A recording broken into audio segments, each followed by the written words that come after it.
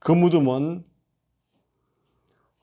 고성이시 가문의 양반이었던 이응태 씨의 무덤이었습니다. 그분은 1556년, 그러니까 임진왜란이 일어나기 전 6년 전입니다. 그때에 불과 31살 나이로 죽었습니다.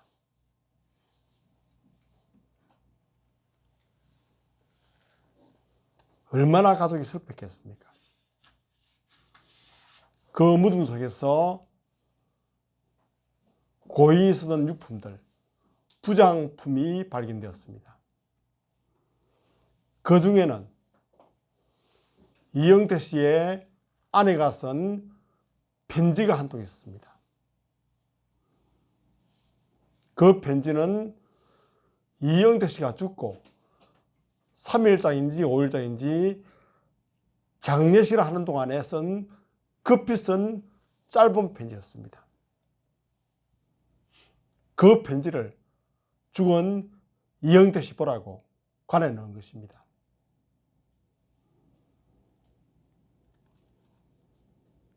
또한 그 편지와 함께 그 아내가 자기 머리털로 삼은 미투리 한 켤레가 발견되었습니다. 미투리는 우리나라가 쓰는 집신 같은 것인데 왕골로 만든 것입니다. 그 머리카락으로 만든 미투리 넣은 까닭은 이조시대의 부인들이 남편이 아프면 남편의 병이 완쾌되어 나와 함께 이 머리카락으로 만든 미투리 신발을 신고 나들이 합시다. 그런 소원을 보여주는 이조시대 부인들의 병간호 정성이 담겨있는 그런 신발입니다. 자기의 머리털을 뽑아서 집신을 만들었다니 얼마나 가득한 정성입니까? 그런 애틋한 사랑이 그 편지와 미투리에 담겨 있었고 다른 부장품도 많았습니다. 그 편지를 보니까 그 부인이 남편 이응태 씨를 얼마나 사랑하는지 이런 내용이 절실히 담겨 있습니다. 제가 잠시 그 편지 내용을 읽어 드릴 테니까 잘 들어보시기 바랍니다. 당신은 언제나 나에게 우리 둘이 머리가 휘어지도록 살다가 함께 죽자고 하셨지요. 그런데 어찌 나를 두고 당신 먼저 가십니까? 당신은 나를 얼마나 사랑했고 또 나는 당신을 얼마나 사랑했었나요?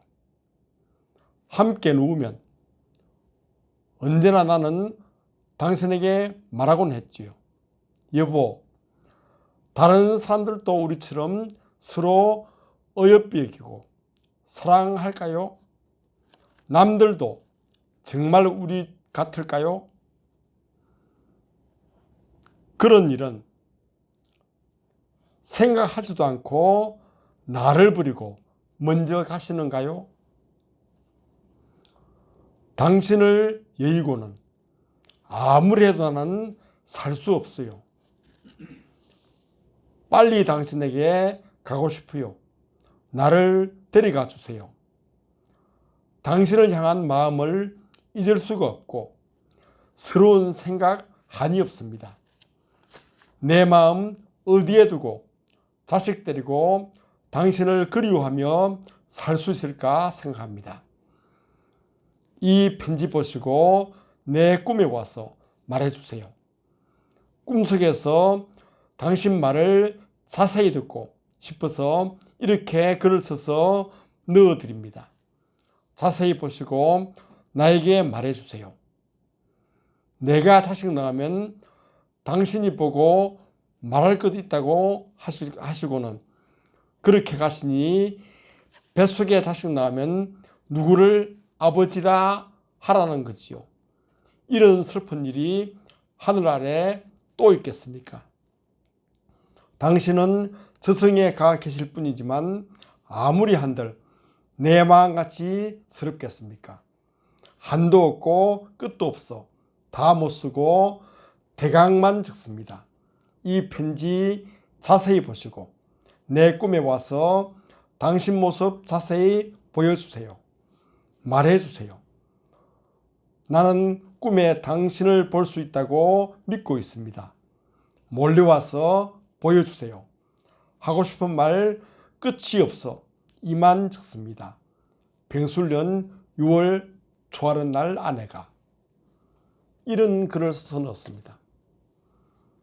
우리가 볼 때는 정말 이름도 모르는 이조시대의 한 부인이 자기 남편을 사랑하는 그 간절한 사랑, 절실한 사랑을 알 수 있지요.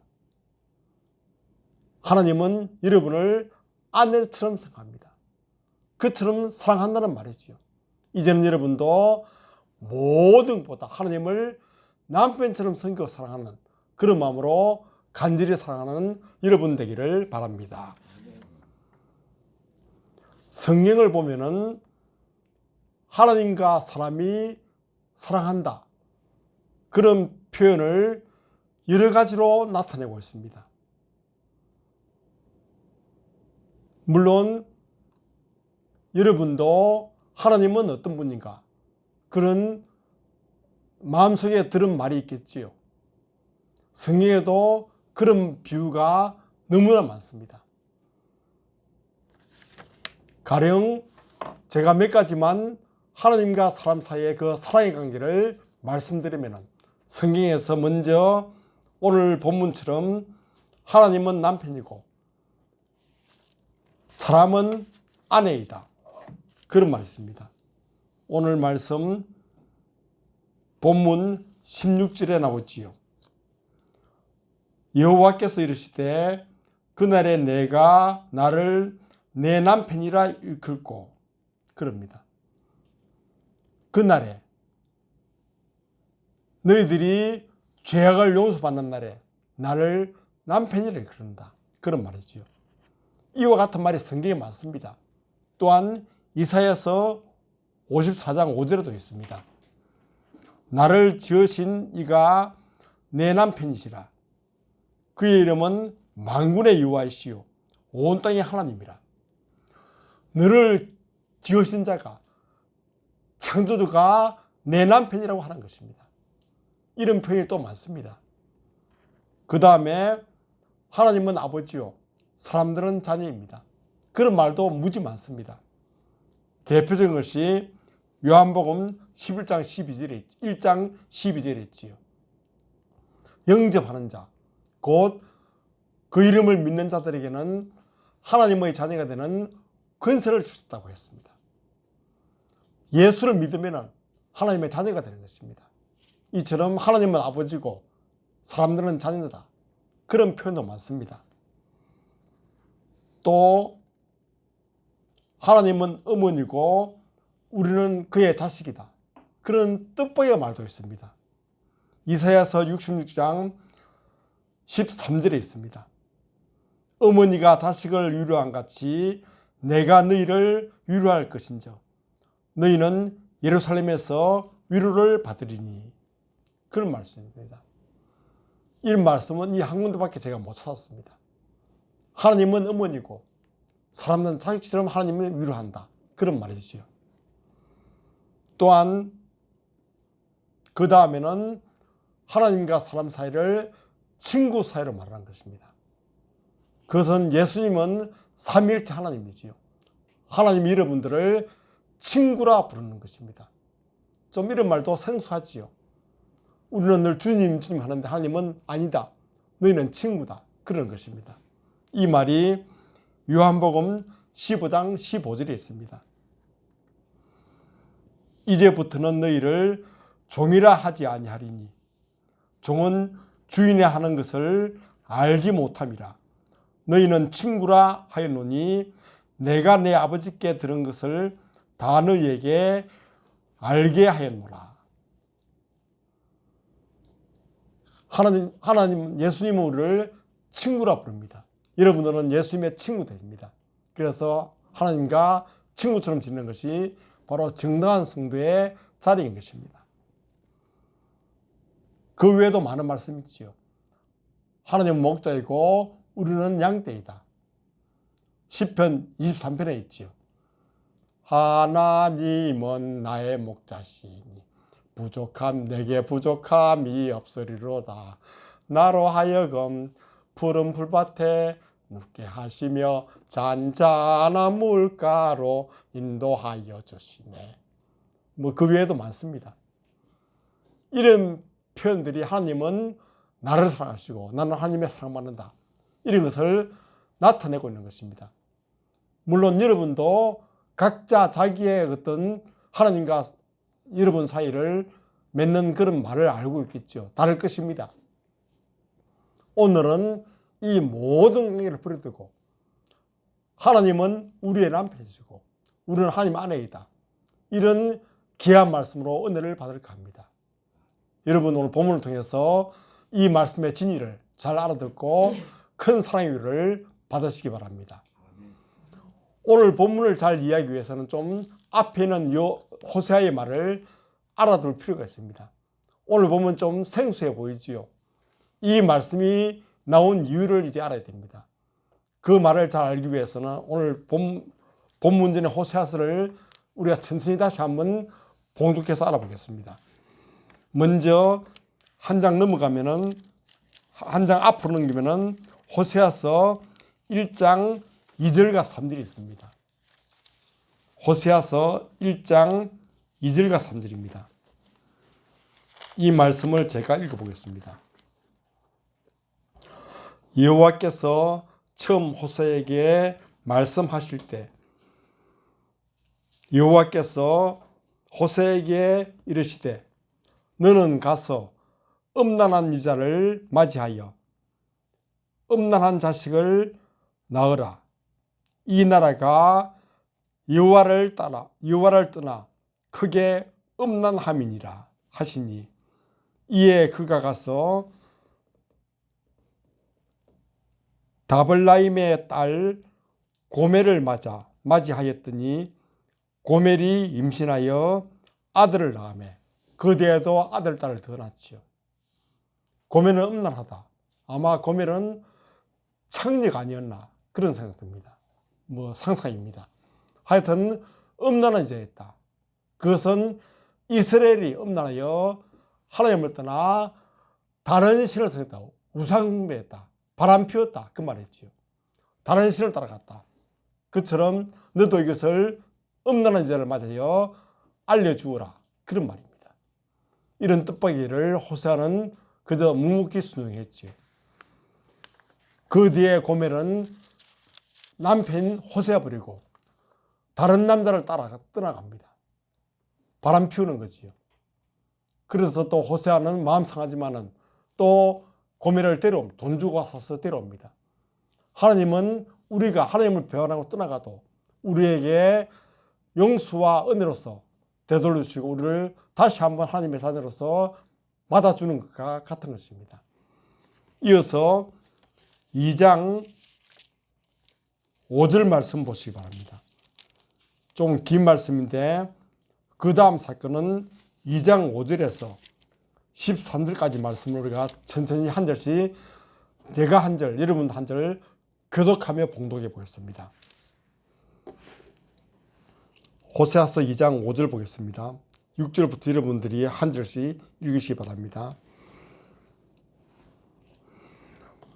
그들의 어머니는 음행하였고 그들을 임신했던 자는 부끄러운 일을 행하였더니 이는 그가 이르기를 나는 나를 사랑하는 자를 따르리니 그들이 내 뜻과 내 물과 내 양털과 내 삶과 내 기름과 내 술들을 내게 준다 하였습니다.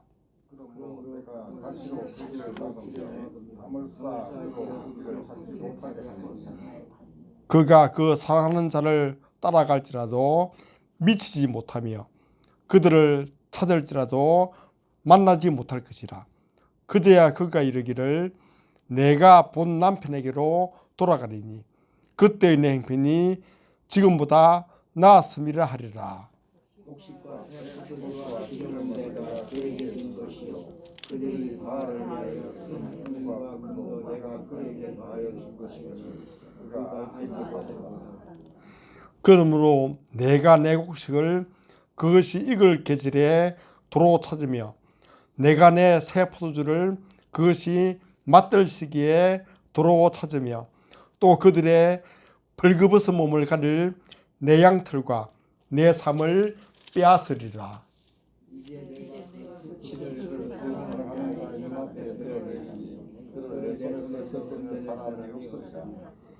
내가 그의 모든 희락과 즐기와 월삭과 안식일과 모든 명절을 폐하겠고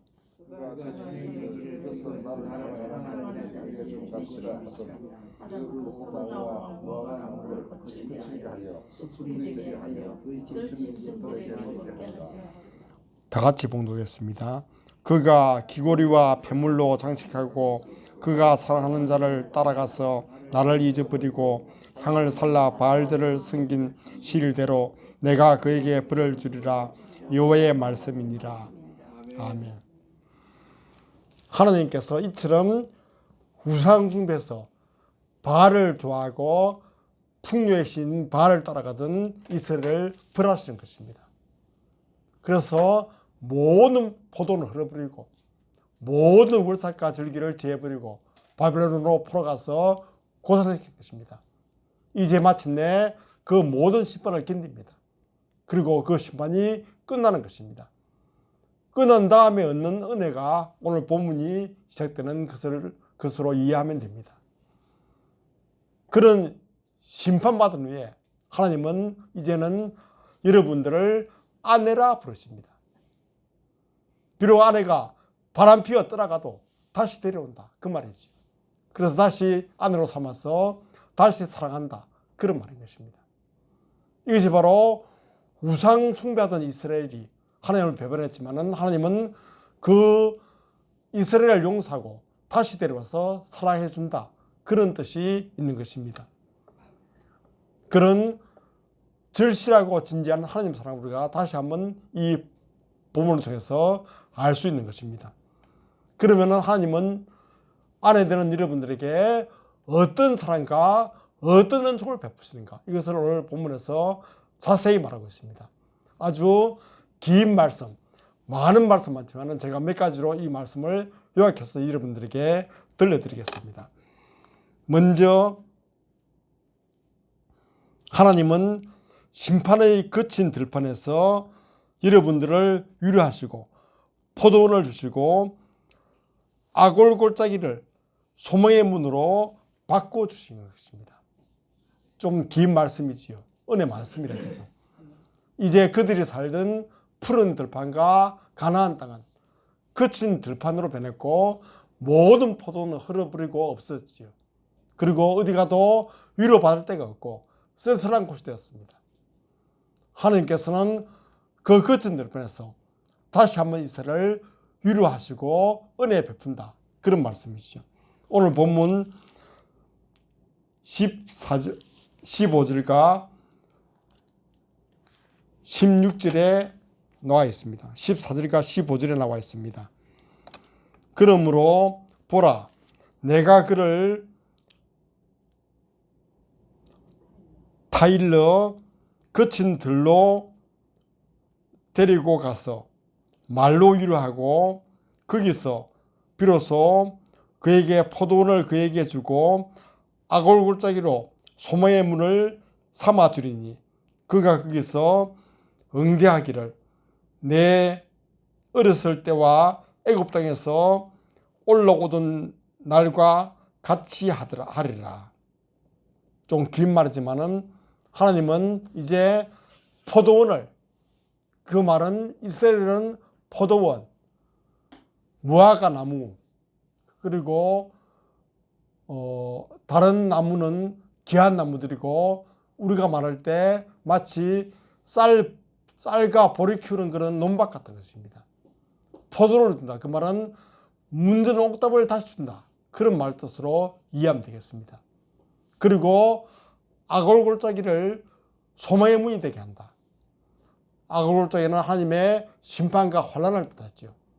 그런 깊은 골짜기가 너희들에게 소망이 된다. 환난과 고통이 소망으로 바뀐다. 그런 말이죠. 그런 예가 사실 우리 주변에 많은 사람도 있고 여러분도 아마 겪어봤을 것입니다. 그 중에서 우리가 가수 윤형주 씨의 비유를 들 수 있습니다. 가수 윤형주는 사실 모태신앙이었습니다. 어렸을 때 공부를 해서 경기고등학교 졸업했지요. 그리고 연세대학교 의과대학에 진학했습니다. 그리고는 경희대학교 의과대학에 편입했습니다. 그는 어렸을 때부터 노래 잘하고 시인 될 사람이었습니다. 시도 잘 썼습니다. 그런데 부모님이 그를 전망이 있는 의과대학에 보내서 의사를 시킨 것입니다. 의사 공부하는 의과대학 시절에 노래 잘 부르니까 대학 가요제와 많은 가요대에 나가니까 가수들이 그를 주목하는 가수 송창식이, 송창식 아시지요? 이 사람이 윤형주 불러서 나와 함께 듀엣을 만들자. 그래서 듀엣 만들었습니다. 그리고는 웨딩 마치, 하얀 손수건.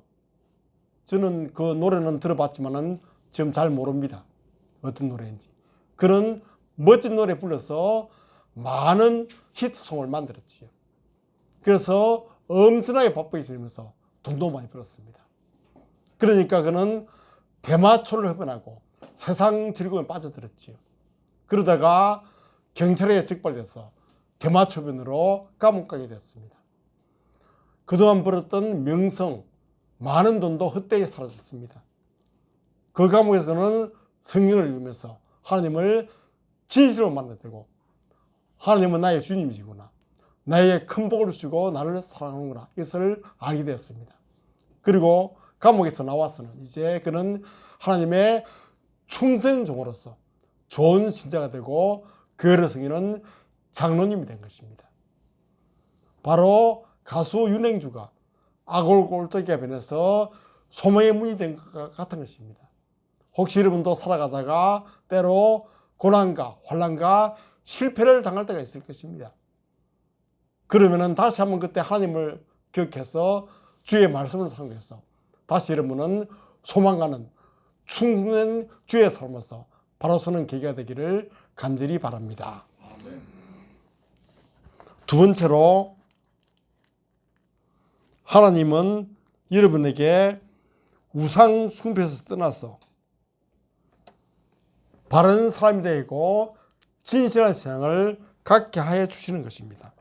이 말씀은 본문 16절에 있습니다. 16절을 보니까 여호와께서 이르시되 그날에 내가 나를 내 남편이라 일컬고 다시는 내 바알을 일컬지 아니하리라. 그러니까 우상인 바알을 떠나서 하나님을 내 남편이라 하는 것입니다. 사실 바알이 좋았어. 바알에게 가면은 내게 풍성한 곡식, 포도주, 양털을 준다. 떡을 준다. 그러니 바알에 가서 바알을 따라 그대로 살아가자. 바알의 가르치는 대로 살아가자. 그래서 하나님을 따라서 바람 피운 것입니다. 그러나 그런 과거의 모든 더러움, 추한 행동을 잊어버리고 하나님께로 돌아오면은 다시 하나님을 내 남편이라 부르면서 주의 뜻을 잘 따른다. 그런 말인 것입니다. 이것은 좀 남의 이야기처럼 들리지요. 그렇지 않습니다. 사실 우리 모두에는 마음속에 우상의 그런 흔적이 있는 것입니다. 그 우상은 무엇인가? 부처님일까? 다른 어떤 신앙의 모습일까? 그게 아닙니다. 골로새서 3장 5절을 보니까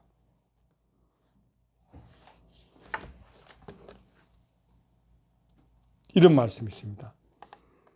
그러므로 땅에 있는 지체를 죽이라.